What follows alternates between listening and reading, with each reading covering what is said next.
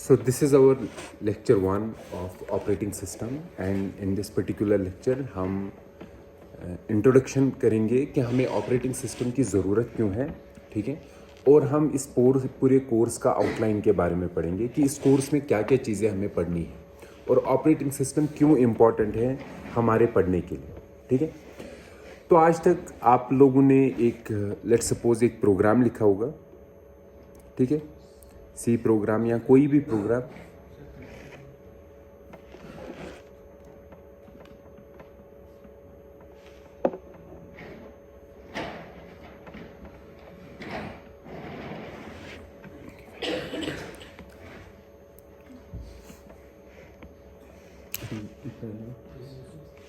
हाँ, आप लोगों ने आज तक कोई भी प्रोग्राम लिखा होगा, लेट्स सपोज सी प्रोग्राम।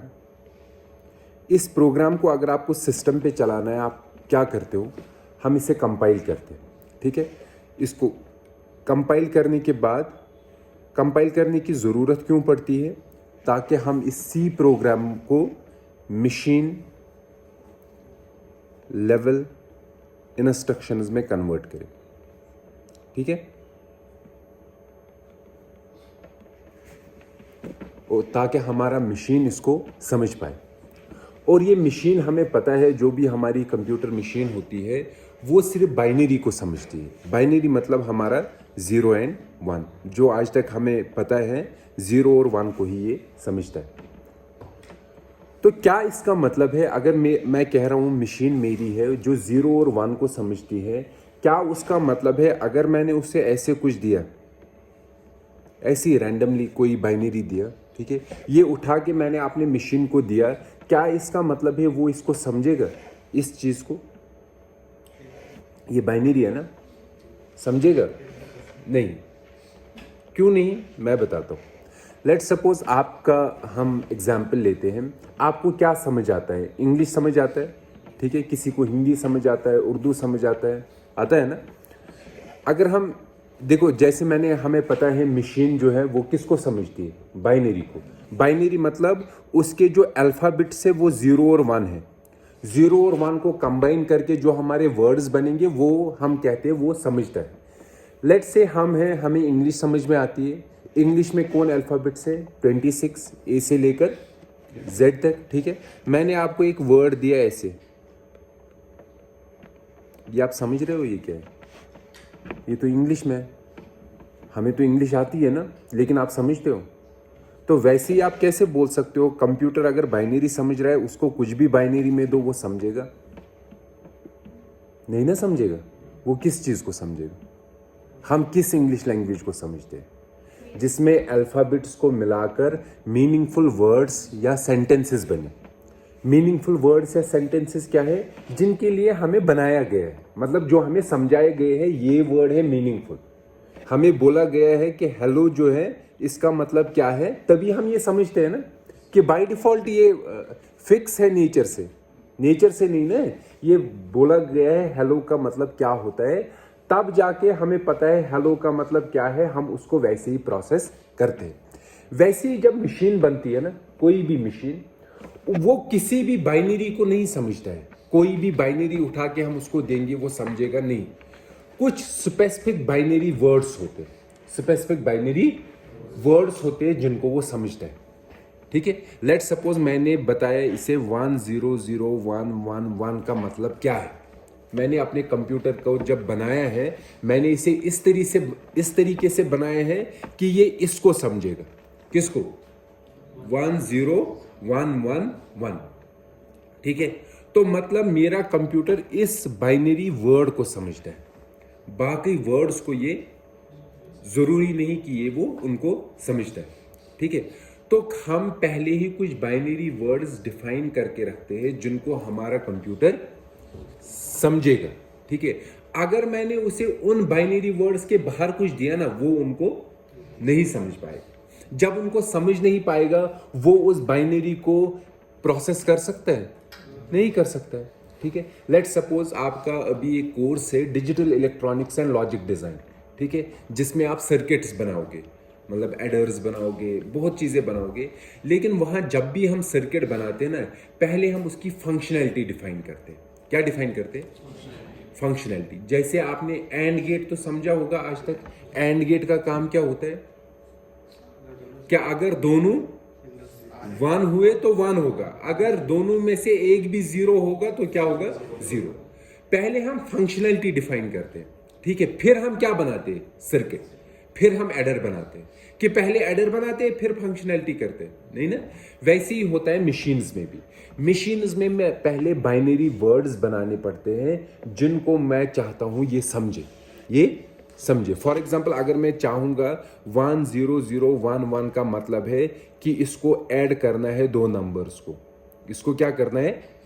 दो नंबर्स को ऐड करना है। तो मैं इस कंप्यूटर, इस मशीन को जब बनाऊंगा ना, मैं अंदर हार्डवेयर को ऐसे बनाऊंगा, ऐसे उन हार्डवेयर स्विचेस को लगाऊंगा कि जब भी उसे 100111 आएगा, वो खुद समझेगा कि मुझे क्या करना है? ऐड करना है। मतलब उसका सर्किट इस तरीके से चलेगा कि वो दो नंबर्स को क्या करेगा? ऐड करेगा। ठीक है, तो मतलब कोई भी मशीन बनाने से पहले सबसे पहले क्या डिफाइन करना पड़ता है? फंक्शनैलिटी, या बोलेंगे वो बाइनरी वर्ड्स जिनको वो समझे, जिनको वो, इन बाइनरी वर्ड्स को अगर मैं नाम रखूं बाइनरी इंस्ट्रक्शंस, तो कोई प्रॉब्लम नहीं होगी, है ना? रख सकते हैं ना नाम बाइनरी इंस्ट्रक्शंस। तो क्या होती है बाइनरी इंस्ट्रक्शंस? यहां फिर बाइनरी इंस्ट्रक्शन का मतलब क्या है? It is an binary stream जिसको मेरा कंप्यूटर समझता है, उसको हम बाइनरी इंस्ट्रक्शन बोलते हैं। लेट्स सपोज अगर हमने हायर लेवल में C = A+B लिखा, ठीक है, तो बाइनरी में ये कन्वर्ट होके एक ऐसी इंस्ट्रक्शन में कन्वर्ट होगा जो इंस्ट्रक्शन मेरा कंप्यूटर समझता है। ठीक है, तो अब अगर मुझे कंप्यूटर मशीन बनानी है, सबसे पहले मुझे क्या बनाना है? मुझे वो बाइनरी इंस्ट्रक्शंस डिवाइस करने हैं जिनके लिए मुझे अपना मशीन बनाना है।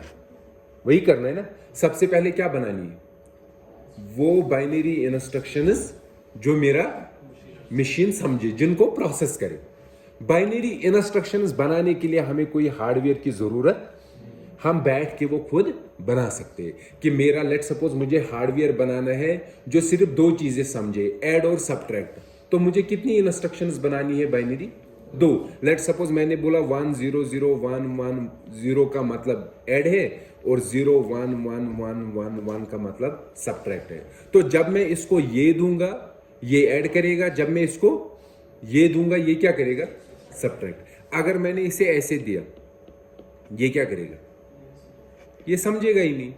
इस इंस्ट्रक्शन को ये समझेगा नहीं। क्यों? क्योंकि इसका जो हार्डवेयर बनाया है वो बनाया है सिर्फ ये समझने के लिए और ये समझने के लिए। ओह सॉरी, आप नहीं ना समझेगा। ठीक है, तो क्योंकि मैंने हार्डवेयर जो बनाया है वो सिर्फ इस इंस्ट्रक्शन के लिए और इस इंस्ट्रक्शन के लिए बनाया।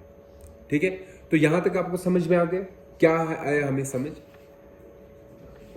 कि जब भी हम कोई चिप बनाते हैं, प्रोसेसर बनाते हैं, कोई भी कंपनी प्रोसेसर बनाती है ना, सबसे पहले वो डिवाइस क्या करते हैं? वो बाइनरी इंस्ट्रक्शंस जो वो चाहते हैं उस हार्डवेयर पे चले। ठीक है, समझ में आया? लेट सपोज हमारी ये कंपनी है, हम चिप बनाना चाहते हैं। ठीक, तो हम सबसे पहले क्या करेंगे? वो बाइनरी इंस्ट्रक्शंस डिफाइन करेंगे जिनके लिए मुझे क्या बनानी है? चिप। अब जब मैंने बाइनरी इंस्ट्रक्शंस बनाए, ठीक है, ये सेट बनाए, लेट सपोज मैंने 10 इंस्ट्रक्शंस का सेट बनाया। कितने इंस्ट्रक्शंस का? 10। मतलब 10 बाइनरी इंस्ट्रक्शंस बनाई। फिर मुझे क्या करना पड़ेगा? मुझे हार्डवेयर बनाना है। हार्डवेयर मतलब हार्डवेयर में क्या होता है? चिप्स में क्या होते हैं? गेट्स होते हैं ना। मतलब गेट्स को ऐसे कंबाइन करना है, ऐसे रखना है ताकि इन 10 में से जो इंस्ट्रक्शंस आ जाए वो उनको समझे और अकॉर्डिंगली उनको क्या करे? प्रोसेस करे। ठीक है, समझ में आया यहां तक? तो सबसे पहले क्या बनाने? इंस्ट्रक्शंस। ठीक है, ये जो मैंने ग्रुप ऑफ इंस्ट्रक्शंस बनाई, ठीक है, जो जिनके लिए अब मुझे क्या बनाना है? हार्डवेयर। इस ग्रुप ऑफ इंस्ट्रक्शंस को बोलते हैं उस हार्डवेयर का इंस्ट्रक्शन सेट। क्या बोलते हैं? Instruction set. So what is an instruction set of a computer? Instruction set किसी भी कंप्यूटर का वो बाइनरी इंस्ट्रक्शंस है जिनके लिए उस कंप्यूटर को बनाया गया है, जिन इंस्ट्रक्शंस को वो कंप्यूटर समझ सकता है। अगर उस सेट के बाहर कोई इंस्ट्रक्शन आ गई ना, उसको वो समझेगा? नहीं समझे। समझ में आया? तो कोई भी कंपनी जब चिप बनाती है ना, पहले उस चिप के लिए क्या बनाती है? Instruction set. इसको इंस्ट्रक्शन सेट आर्किटेक्चर बोलते हैं। ये सिंपल डेफिनेशन है आईएसए की। आईएसए की इतनी ही डेफिनेशन नहीं है, आईएसए की मतलब एक्सटेंसिव डेफिनेशन है, लेकिन अभी हम ऑपरेटिंग सिस्टम समझने के लिए इसकी डेफिनेशन ये वाली याद रखेंगे। ठीक है? क्यों हम इतनी ही याद रखेंगे? क्योंकि जो computer organisation and architecture course है उसमें आपको सिर्फ आईएसए के बारे में पढ़ना है डिटेल में। ठीक है? आईएसए क्या होता है, फिर हम चिप कैसे बनाते हैं, अभी हम वो डिस्कस नहीं करेंगे because our course is operating system. तो क्या है instruction set architecture? A set of binary instructions जिनके लिए कंप्यूटर को डिजाइन किया गया। हर कंपनी सबसे पहले अपना क्या बनाती है? आईएसए। क्या बनाते हैं? आईएसए। समझ में आया? लेट्स सपोज किसी कंपनी का आप मुझे नाम बताइए जो चिप ये प्रोसेसर डिजाइन करता है। इंटेल है, हाँ, एनवीडिया है। ठीक, पहले तो हम इंटेल लेते हैं because we are mostly using Intel processors, करते हैं ना। इंटेल का भी अपना क्या होगा? आईएसए होगा ना, जिसके लिए वो क्या बनाते हैं? चिप बनाते हैं। इंटेल के आईएसए का नाम है x86। उन्होंने उसका नाम क्या रखा है? x86। ठीक, ये आईएसए का नाम है। ठीक है? वैसे ही अगर हम और एक कंपनी लेंगे, फॉर एग्जांपल आईबीएम भी बनाता है, उनके आईएसए का नाम है पावर पीसी। ठीक है? वैसे ही आप एक चीज देखिए जो हमारा आज ज्यादातर यूज हो रहा है ना, ओपन सोर्स एक आईएसए है जिसे हम बोलते हैं RISC-V। This an open source operating system, जो यहाँ आईआईटी मद्रास ने इस पे चिप भी बनाई है एक RISC-V आईएसए पे। ठीक है? ओपन सोर्स का मतलब you can use it to design your chip.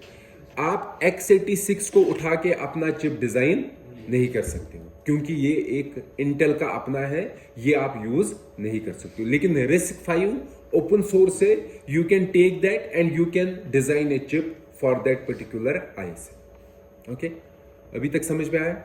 सो क्या पढ़ा हमने? ISA is the group of instructions that our computer understands. पहले हम आईएसए बनाते हैं, फिर प्रोसेसर बनाते हैं।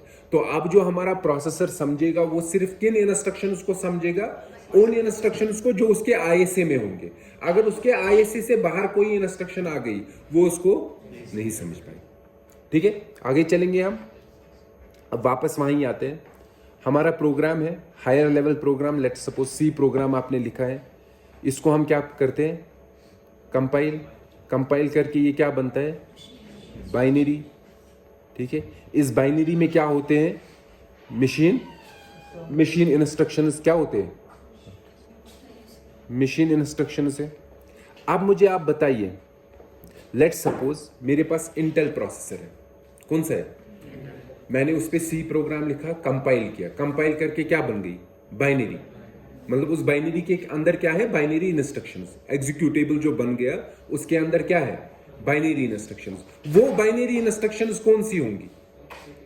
वो x86 में जो इंस्ट्रक्शंस है उन्हीं में से कोई ना कोई इंस्ट्रक्शन होगी। ठीक है, उसके बाहर कोई इंस्ट्रक्शन नहीं।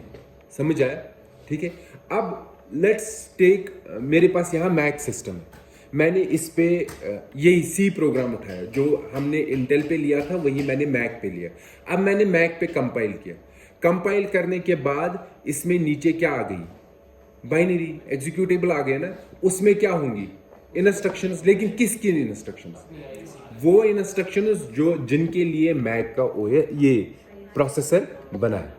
ठीक है, अब आप उठाइए आर्म का, लेट सपोज किसी के पास AMD का प्रोसेसर है, AMD राइजन के आज प्रोसेसर है ना, किसी के पास AMD का प्रोसेसर है, ठीक, मतलब लैपटॉप है, उसने सी प्रोग्राम लिखा, कंपाइल किया, कंपाइल करने के बाद क्या बन गए, एग्जीक्यूटेबल।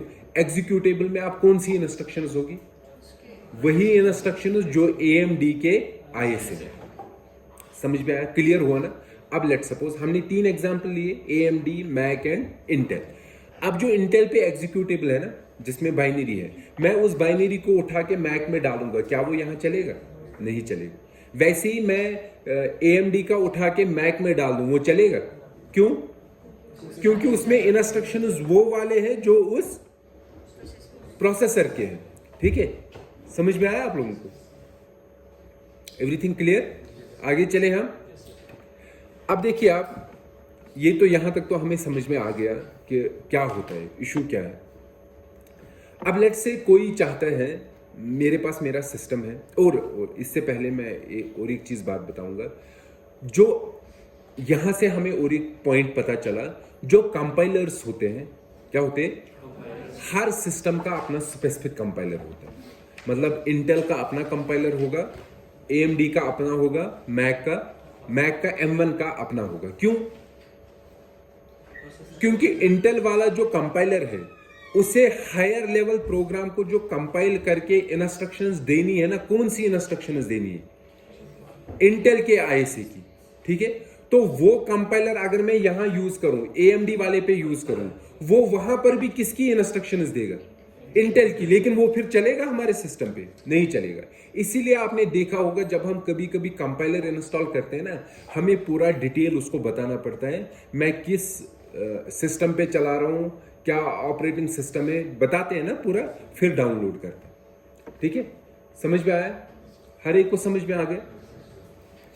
अब हम और एक चीज देखते हैं, लेट सपोज कोई है, रिसर्चर है या स्टूडेंट है, उसके पास इंटेल का सिस्टम है, ठीक है, वो सी प्रोग्राम लिख रहा है, सी प्रोग्राम को कंपाइल करके उससे क्या बन रहा है, एग्जीक्यूटेबल। एग्जीक्यूटेबल में आप किसकी इंस्ट्रक्शन से, इंटेल के ISA की। तो मतलब वो उस इंटेल के ISA की उस बाइनरी को, एग्जीक्यूटेबल को खोल के देख सकता है, ठीक है। अब अगर वो चाहता है, नहीं मैं चाहता हूं ये जो सी प्रोग्राम है, इसका मैं कंपाइल करूं, कंपाइल करने के बाद मुझे AMD का मिले या ARM का मिले या RISC-V की इंस्ट्रक्शंस मिले, तो उसे क्या करना पड़ेगा,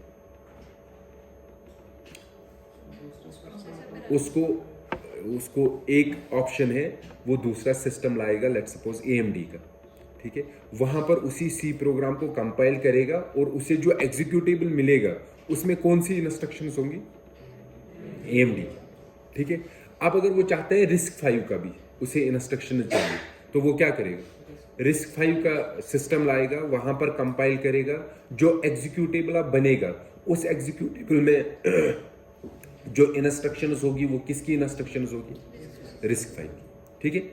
तो जितने इसे ISA के मतलब एग्जीक्यूटेबल चाहिए ना, उसे इतने क्या चाहिए, सिस्टम्स चाहिए। लेकिन आपको नहीं लगता ये एक्सपेंसिव है और हेक्टिक भी है, ठीक है ना। कोई ऑप्शन होना चाहिए ना कि मैं एक ही सिस्टम पे सारे एग्जीक्यूटेबल बना पाऊं। चला नहीं सकते, चला हम सिर्फ किसको सकते हैं, जो उसका अपना ISA का एग्जीक्यूटेबल हो, ठीक है। लेकिन अगर मैं चाहता हूं, नहीं मैं चाहता हूं मुझे बनाने हैं ताकि मैं इनको थोड़ा एनालाइज करूं, रीड करूं, ठीक है, उसके लिए कोई ऑप्शन होना चाहिए ना। तो उसके लिए एक ऑप्शन होता है क्रॉस कंपाइलेशन। मतलब हमारे पास कुछ कंपाइलर्स है जिनको हम क्रॉस कंपाइलर्स भी बोलते हैं, वो क्रॉस कंपाइल करते हैं। क्या करते हैं, क्रॉस कंपाइल मतलब मेरे पास लेट्स सपोज इंटेल का PC है, ठीक है, मैं उस पर क्रॉस कंपाइलर डाल दूंगा, ठीक। नॉर्मली कंपाइलर क्या करना चाहिए, अगर मैं उसे सी प्रोग्राम दूंगा, वो कंपाइल करके क्या देना चाहिए, उसी प्रोसेसर के ISA के इंस्ट्रक्शंस, एग्जीक्यूटेबल वही देना चाहिए ना। लेकिन क्रॉस कंपाइलर्स क्या होते हैं कि उनको आप बताओ, मैं इंटेल पे हूं ना, मैं कहूंगा इस सी प्रोग्राम को कंपाइल करके जो एग्जीक्यूटेबल दोगे वो RISC-V का एग्जीक्यूटेबल दो, जो RISC-V पे चले, वो आपको कंपाइल करके वो दे देगा। फिर आप उसको चला पाओगे, उस पे नहीं चला पाओगे, किस पे चलाओगे पाओगे, RISC-V, ठीक है। तो उसके लिए हम क्या यूज करते हैं, क्रॉस कंपाइलर्स। समझ में आया क्रॉस कंपाइलेशन, ठीक।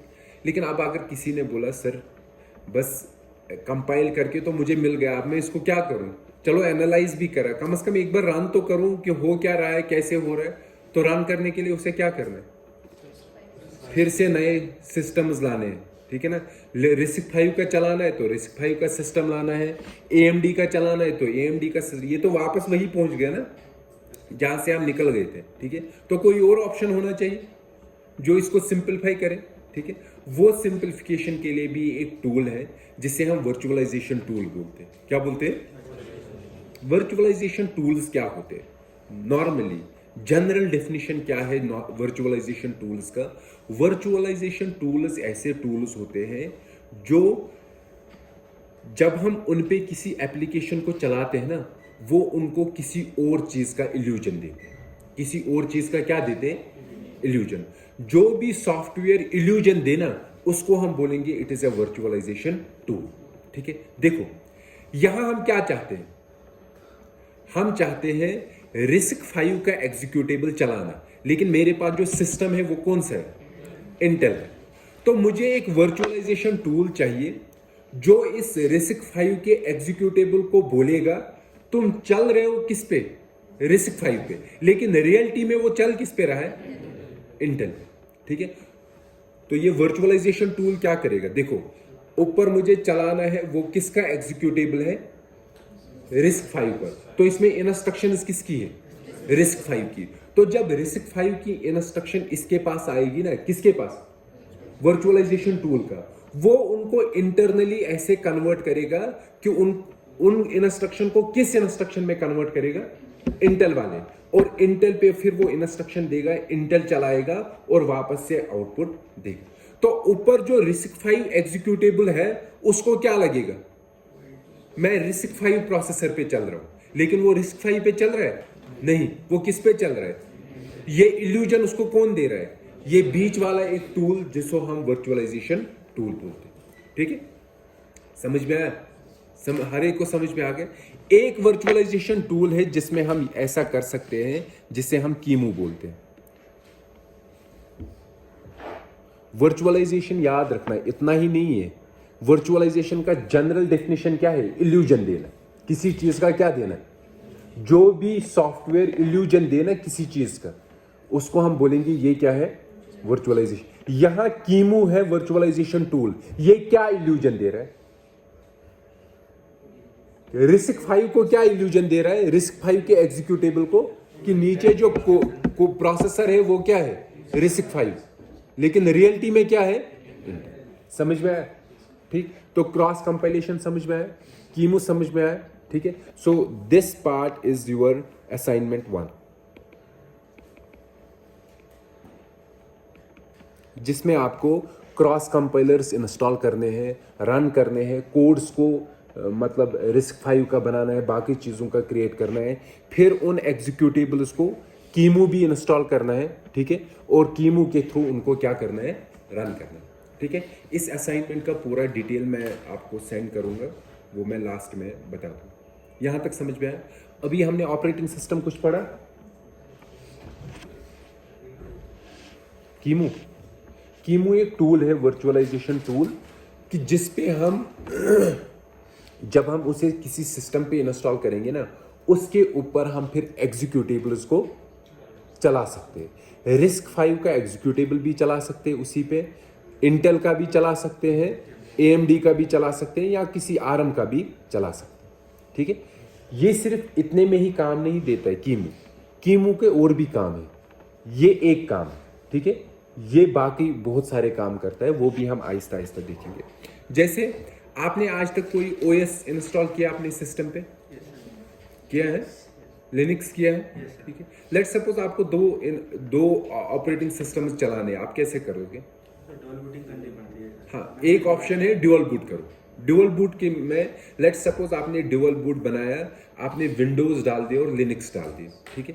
लेट्स सपोज अभी आप लिनक्स चला रहे हो, क्या चला रहे हो, लिनक्स, अब आपको विंडोज चलाना है, तो क्या करना पड़ेगा, ड्यूअल बूट में उसको शट डाउन करना है और स्टार्ट में फिर किसको चलाना है, विंडोज, यही करते हैं, ठीक है।